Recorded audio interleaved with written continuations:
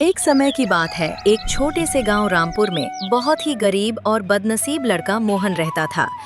उसके घर में उसकी बुढ़ी माँ और एक 71 वर्षीय का बूढ़ा पिता रहता था। मोहन बुद्धिमानी में सबसे आगे था, लेकिन उसकी गरीबी ने उसे जक रखा था।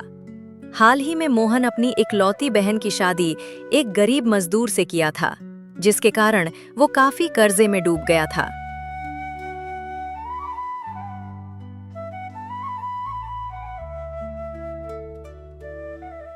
एक दिन उसके घर गांव के धनराज सेठ हटाता है। अरे ओ मोहन, आज पूरे 6 महीने हो चुका है और तुम्हारा कर्ज बढ़ता ही जा रहा है। अगर जल्द पैसे ना चुकाए तो कुछ ही महीने में पैसे डबल हो जाएंगे। फिर मत बोलना कि सेठ जी हम गरीब हैं, इतना ब्याज नहीं चुका सकते। वो तो तुम्हारी बदनसीबी पर तरस खाई और बहन की शादी के लिए ब्याज पर पैसे दे दी। वरना तुम्हारे पास इस घर के अलावा है ही क्या। अगर कुछ दिनों में पैसे ना चुकाए तो ये घर तुम्हारा जब्त कर लूंगा। फिर देखता हूं कि इस गांव में कौन है जो तुम्हारा मदद करता है। सेठ जी ऐसा मत बोलिए, आप ही तो हम गरीब का मसीहा हैं। अगर आप ही ऐसा करेंगे तो हम गरीब कहाँ जाएंगे, भूख से मर जाएंगे। आप हम पर रहम करें। घर में 2 बूढ़े माँ बाप हमेशा बीमार रहते हैं। आखिर इतना पैसा इतनी जल्दी कैसे चुकाएंगे। आप हमें कुछ साल का मोहलत दे दें सेठ जी। मैं दिन रात मेहनत करूंगा और आपका पाई पाई चुका दूंगा। क्या कुछ साल? अरे ओ मोहन के बच्चे, मैं यहाँ दिन की बात कर रहा हूँ और तू साल की बात कर रहा है। मैं तुम्हें महीने भर का समय भी नहीं दूंगा, साल की तो दूर की बात। अगर 2 हफ्ते के भीतर 1,50,000 रुपए नहीं लौटाया तो इस घर को कब्जा कर लूंगा। फिर सोच लो अपने बूढ़े माँ बाप को कहाँ रखोगे। अरे चलो रे बबलू, ये लोग मजाक बना के रखा है। अगर गरीब है तो मर क्यों नहीं जाता है। ऐसे भी धरती पर बोझ काफी बढ़ चुका है। अगर सारे गरीब मर जाएंगे तो धरती का बोझ थोड़ा कम हो जाएगा।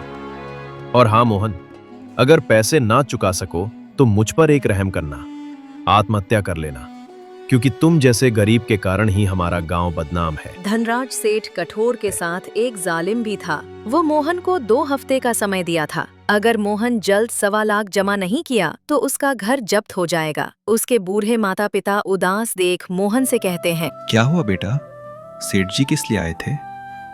क्या वो पैसे के लिए आए थे? देखो बेटा, सेठ जी कुछ भी बोले बस उनके सामने हाथ पैर जोड़कर आराम से बातें करना, ताकि वो हम पर ज्यादा दबाव ना बनाए। क्योंकि हम गरीब हैं और एक गरीब मीठा बोली बोलकर बड़े लोगों का आदर करता है। इसलिए बेटा, अभी हमारे पास उतना पैसा नहीं कि हम उनका कर्ज चुका सकें। इसलिए हमें अभी चुप रहना है। वो जो कहें हमें चुपचाप सुनना है और धीरे धीरे पैसे कमाकर चुकता करना है।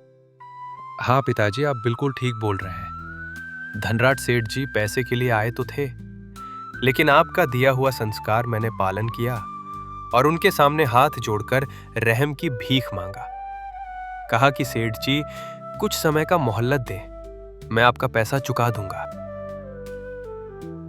मोहन अपने पिता से झूठ बोलता है कि सेठ उसे पैसे लौटाने का कुछ समय दिए हैं, लेकिन सच्चाई तो कुछ और ही था।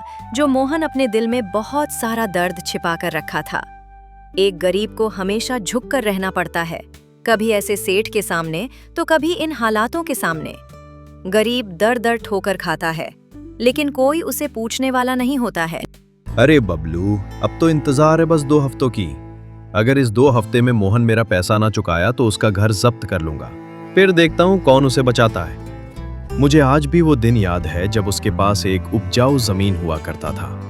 मैं बहुत उसके पास उस जमीन के लिए गया कि मोहन ये जमीन मुझे दे दो, चाहे इसके लिए कितना भी पैसा ले लो। लेकिन उसने नहीं माना, और तो और घमंड से बोला। इसलिए उस दिन मैंने एक कसम खा लिया कि जिस दिन मुझे मौका मिला उस दिन मोहन से बदला जरूर लूंगा। और मैंने एक प्लान बनाया कि उसकी एक बहन है, अगर उसकी शादी अपने ही किसी आदमी से कराऊं तो कैसा रहेगा। इसलिए उससे खेत भी दहेज में मांग लिया और 1.25 लाख कर्ज भी दे दिया। मैं जानता था बबलू कि मोहन इतना बड़ा रकम इतनी जल्दी नहीं चुका सकेगा, और मैं उसका घर भी जब्त कर लूंगा। बस मुझे उस दिन का इंतजार है जब मैं उसे लात मारकर इस गांव से निकाल फेंकूं। वाह मालिक वाह, क्या आपका प्लान था। मैं दंग रह गया। भला बदला लेने के लिए कोई ऐसा षड्यंत्र रचता है क्या? मानना पड़ेगा मालिक, आपकी बुद्धि तो कमाल की है। मुझे पूरा यकीन है इस मामले में आप ही जीतेंगे और उस मोहन के बच्चे को इस गांव से निकाल फेंकेंगे। समय बीतते चला जाता है और आज पूरे 2 हफ्ता हो जाता है। मोहन घर में परेशान बैठा था। वो सोच रहा था कि आज क्या होगा। तभी दरवाजे पर धनराज सेठ अपना दस्तखत देता है। अरे ओ मोहन, आज पूरे 2 हफ्ता हो चुका है और यहाँ तुम्हारा समय खत्म होता है। अब मेरा पैसा वापस करो, वरना तुम जानते हो मैं क्या करूंगा। मालिक, माई बाप हम पर रहम करें। आप तो जानते हैं कि हम गरीब हैं और इतना बड़ा रकम इतनी जल्दी नहीं चुका सकते, और घर की स्थिति भी कुछ ठीक नहीं है। अगर आप हमें घर से बेदखल कर देंगे तो मेरे बूढ़े माता पिता कहाँ जाएंगे? मेरे पे ना तो कम से कम उन पर तो तरस खाइए सेठ जी। मैं आपके आगे हाथ जोड़ता हूँ, मुझे कम से कम 1 साल का मोहलत दे दीजिए। मैं पक्का आपका कर्ज चुका दूंगा। नहीं नहीं मोहन, मैं तुम्हें समय बिल्कुल भी नहीं दे सकता। तुम्हें वो दिन याद है या भूल गए जब मैं तुम्हारे पास वो जमीन लेने आया था? तो तुमने क्या बोला था कि धनराज सेठ जी मर जाऊंगा लेकिन उपजाऊ जमीन नहीं दूंगा, इसलिए मैं तुम पर जरा सा भी रहम नहीं करूंगा। अरे ओ बबलू, इसे और इसके बूढ़े माँ बाप को जल्द इस घर से बेदखल कर दो। मैं और बर्दाश्त नहीं कर सकता। जब पैसे चुका नहीं सकते तो लेने का हक भी इनको नहीं है।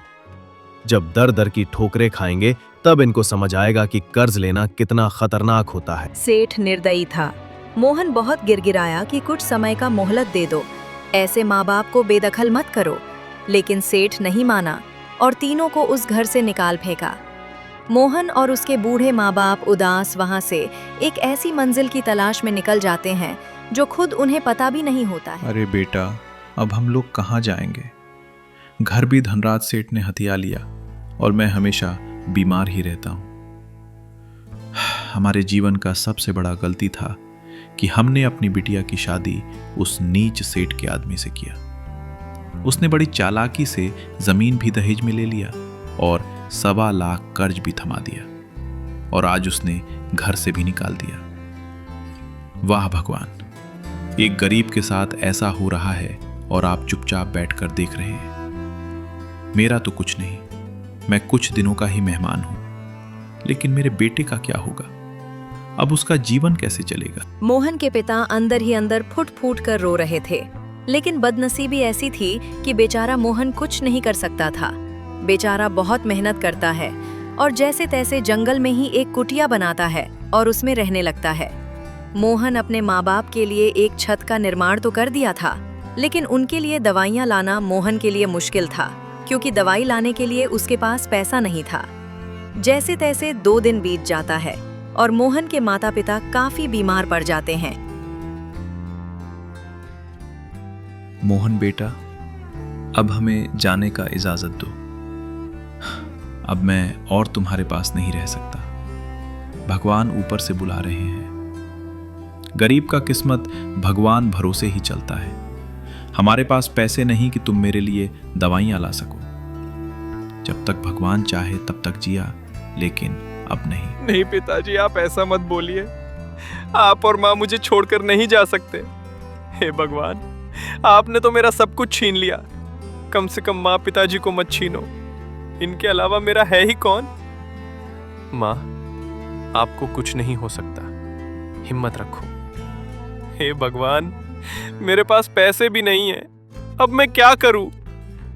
मोहन रोता रहा, भगवान से रहम की भीख मांगता रहा, लेकिन जो होना था वो तो होकर ही रहेगा। आखिर भूखे पेट और बिना दवाई के कोई मरीज कितना दिन तक जी सकेगा? मोहन अनाथ हो जाता है। उसके माता पिता उसे छोड़कर चले जाते हैं। मोहन घास फूस खाकर कुछ दिन बिता देता है और अब वह एक फैसला करता है। क्यों ना अब मैं अपने बहन के पास चला जाता हूँ, उससे कुछ पैसे उधार मांग लूंगा और कोई बिजनेस शुरू कर दूंगा। हाँ, ये रास्ता सही रहेगा। अब धनराज सेठ के पैसे से ही उसे जवाब दूंगा। अब मैं कसम खाता हूं कि जिसने मुझे अनाथ किया, जिसने घर से बेदखल किया, जिसकी वजह से दर दर की ठोकर खाने पर मजबूर हुआ, उसे एक दिन जवाब जरूर दूंगा। ताकि ऐसा किसी साथ करने में कोई 10 बार सोचे। मोहन अपने बहन के पास निकल जाता है। वह एक बिजनेस करना चाहता था ताकि एक बड़ा इंसान बनकर सेठ को सबक सिखा सके। घर के पास पहुंचते ही मोहन देखता है कि उसका जीजा कहीं काम से बाहर जा रहा है। वह मौका देखकर घर के अंदर जाता है और अपनी बहन से कहता है, अरे गीता देखो तो, तुम्हारा भैया आया है। भैया आप आइए भैया, मेरे यहाँ आपका स्वागत है। लेकिन भैया आपने एक गलती कर दी। अगर 5 मिनट पहले आते तो उनसे भी मिल पाते, लेकिन अभी तो वो कहीं काम से बाहर चले गए। खैर कोई बात नहीं। और बताइए भैया, कैसा आना हुआ? और माँ पिताजी कहाँ हैं? वो क्यों नहीं आए? माँ पिताजी के नाम सुनते ही मोहन की आंखों में आंसू आ जाते हैं। गीता तुम मुझे माफ कर दो। मैं तुम्हारे माता पिता को नहीं बचा सका, लेकिन इतना जरूर कहूंगा कि इसने सिर्फ और सिर्फ तुम्हारे पति और चालबाज धनराज सेठ का हाथ है। वो सब मिलकर हमें धोखा दिया है। तुमसे वो प्यार नहीं करता, बल्कि वो सेठ के कहने पर तुमसे शादी किया है ताकि वो सेठ मुझे बर्बाद कर सके। और उसी के वजह से तुम्हारे शादी में सेठ ने हमें 1.25 लाख कर्ज दिया ताकि घर जब्त कर सके। और जब पैसा जमा नहीं किया तो हमें घर से निकाल दिया, जिसके कारण पिताजी और माँ इस दुनिया को छोड़कर चले गए। मैं आज काफी दिनों से घास फूस खाकर जीवित हूं। मुझे कुछ खिला दो बहन। भैया आप मत रोवो। जो लोग जैसा करते हैं भगवान उनको सजा जरूर देते हैं। आप समय का इंतजार करो। सेठ को भगवान सबक जरूर सिखाएंगे और मैं भी अब इनके साथ नहीं रहूंगी। जो मेरे परिवार को खत्म करना चाहता हूँ, उस खूनी के साथ मैं कैसे रह सकती हूँ? अब हम दोनों मिलकर इन लोगों से बदला लेंगे। अरे नहीं नहीं गीता, तुम ऐसी गलती भूल कर भी मत करना। मैं नहीं चाहता कि तुम्हारा बसा बसाया घर उजड़ जाए। अगर तुम भी मेरे साथ चलोगी तो मेरा सर्वाइवल करना मुश्किल हो जाएगा। भगवान के लिए मुझे अकेला छोड़ दो। मैं कैसे इनसे बदला ले सकता हूं, वो मुझ पर छोड़ दो। अगर तुम इतना ही मेरी मदद करना चाहती हो तो मुझे कुछ पैसे उधार पर दे दो। उसके बाद देखना, मैं इतना मेहनत करूंगा कि एक बड़ा आदमी बनकर इनके सर पर बैठकर तांडव करूंगा। गीता मान जाती है और सबसे पहले मोहन को खाना खिलाती है। इससे पहले कि गीता के पति आए, गीता अपने भाई को खाना खिलाकर 5 रुपए दे देती है। भैया आप मुझे माफ कीजिए। सारा पैसा वही संभालते हैं, इसलिए मेरे पास ज्यादा पैसा नहीं है। बस 5 रुपए ही हैं। कोई बात नहीं बहन, ये 5 रुपए ही हमारी तकदीर बदलेगी। अब मैं चलता हूं, वरना वो आते ही होंगे। तुम अपना ख्याल रखना और उनको बिल्कुल भी शक मत होने देना कि मैं यहाँ आया था। मोहन जल्दी जल्दी में वहाँ से 5 रुपए लेकर निकल जाता है। उसके पास अब पूरे 5 रुपए हो चुके थे, लेकिन वह एक दुविधा में पड़ चुका था। वह सोच रहा था कि ऐसा क्या बिजनेस करूं कि 5 रुपए में हो जाए। वह सोचते सचते एक नए गांव में पहुंच जाता है। मोहन को भूख लग चुका था। वह एक ठेले के पास जाता है और कहता है, अरे भैया, मुझे बहुत जोर की भूख लगी है। ये समोसा कितने रुपए दे रहे हो? बस 1 रुपया साहब, बस 1 रुपया। 1 रुपया दो और भरपेट खाओ। मोहन 1 रुपए का नाम सुनकर चौंक जाता है और उसे लगता है कि वह काफी परेशान है, इसलिए उसके कान पक गए हैं। सुनना है क्या? तो सुन रहा है क्या? मोहन को विश्वास नहीं होता है और वो एक बार फिर से समोसे का दाम पूछता है। क्या भैया, समोसे का दाम क्या बताए? भैया मुझे माफ कीजिए, मैं काफी परेशान हूं, इसलिए आपका बात सुन नहीं पाया। क्या भाई, तुम भी ना इस गांव में नए आए हो क्या? यहाँ का दाम पता नहीं है। भरपेट खाओ और 1 रुपए देकर जाओ। मोहन 1 रुपए का नाम सुनकर चौंक जाता है और वो सोचता है, भला 1 रुपए भी किसी चीज का दाम होता है। वह समोसा नहीं खाता है और गांव में और सामान का दाम पता करने निकल जाता है। अरे भैया, ये बर्तन कितने रुपए बेच रहे हो? वो क्या है ना भैया, मैं इस गांव में नया आया हूं, इसलिए मुझे कुछ पता नहीं है। अगर आप थोड़ा कष्ट करें और इन सब बर्तन का दाम मुझे बताएं तो आपका बहुत मेहरबानी होगा। अरे कोई बात नहीं भाई, आप मेरे गांव में नए आए हो, ये सुनकर मुझे काफी खुशी हुआ। ये सब बर्तन का दाम ज्यादा नहीं है, बस 1 रुपया दो और जो भी चाहिए वो ले लो। अगर ग्लास चाहिए तो 1 रुपया दो, और अगर थाली चाहिए तो भी 1 रुपया दो, और अगर हांडी लेना हो तो उसके लिए भी सिर्फ 1 रुपया ही दो। मेरे दुकान में जो भी बर्तन आपको दिख रहा है वो सब सिर्फ 1 रुपया का ही है। मोहन का दिमाग चकराने लगता है। इससे पहले कि वह पागल हो जाए, हाँ, वहां से चुपचाप बिना कुछ खरीदे निकल जाता है।